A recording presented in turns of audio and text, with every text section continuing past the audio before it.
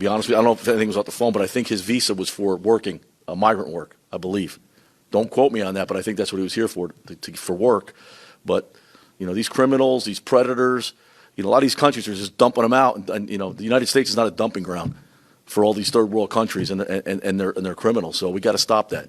You know, people here working hard, doing the right thing, do it legally, no problem. You can't have criminals coming in this country. That's insane. That's the definition of insanity. When you have, you know, sexual predators, murderers. You put the news on every day. You hear around the country what's going on. People get murdered and killed, you know. And it's not just, you know, it's other countries. It's China. It's all these other countries that are coming here. Countries that hate us. The Middle East countries, that some of these radical countries out there, they hate us. They want to kill us, and they're coming in here. So we got to do everything we can to stop that, and we will. And you know, it starts with frontline law enforcement, the men and women on the streets that are dealing with this. They're going to be the first ones to catch it, and then we bring the rest of the people in. But we got great support here. We got a great state attorney. Attorney General's been great. The governor's been great. I mean, Florida is a great state to live in because, you know what, stuff gets done, and it gets done quickly when it comes to fighting crime. Thank you. I finally want to remind everybody, and I hope everybody's listening, if you are here unlawfully in the United States, there are worse things than just getting deported. If you commit a serious crime, you are going to go to prison first.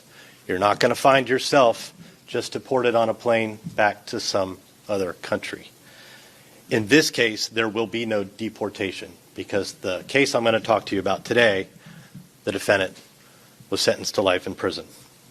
With me here today are several familiar faces, some of whom will have an opportunity to address some of the topics and answer questions as we go forward this morning. From my office, we have Assistant State Attorney Eddie Moffitt, who's standing over here. He was the lead prosecutor who tried this case. With us also up front is Assistant State Attorney Katie Cosden, who was second chair, and they're the ones who had this trial, which the human trafficking. And you look at the way the legislature has spelled it out, the primary purpose is to protect children who are being trafficked. Another thing that I think everybody should understand, don't think of human trafficking as a extremely organized, it can be a smaller criminal scheme. If you're a buyer or if you're a seller, if you just think you're going to connect with a pimp and in this case, and it's awful, but he basically bought a girl for an hour to do whatever he wanted with, we're going to treat you as if you're the person who organized it. And that's why this guy got a life sentence. The legislature's made it clear. If you traffic in a child for sex. An illegal alien raped and trafficked a child, a little girl.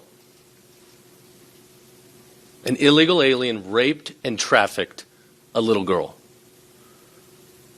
Just appreciate this. We're seeing these stories everywhere now. Today it's Florida, yesterday Massachusetts, tons of examples across the country.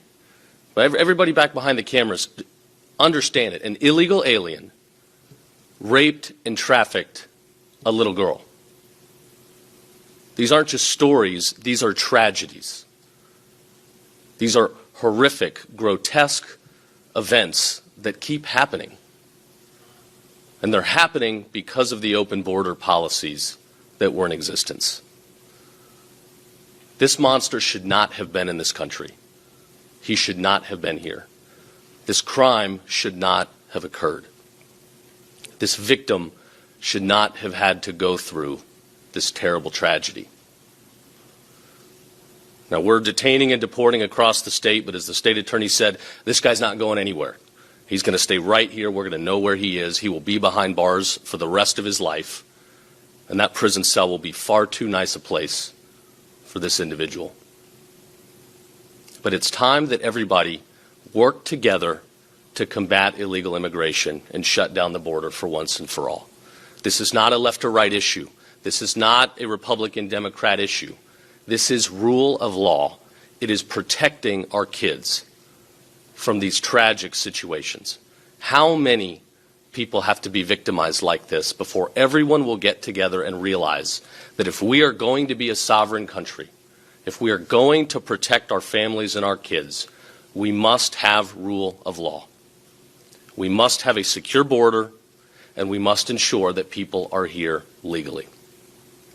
I want to thank the state attorney and law enforcement for rising to the occasion again and stepping in to identify this tragic story and to put this guy away for a long time. As Attorney General,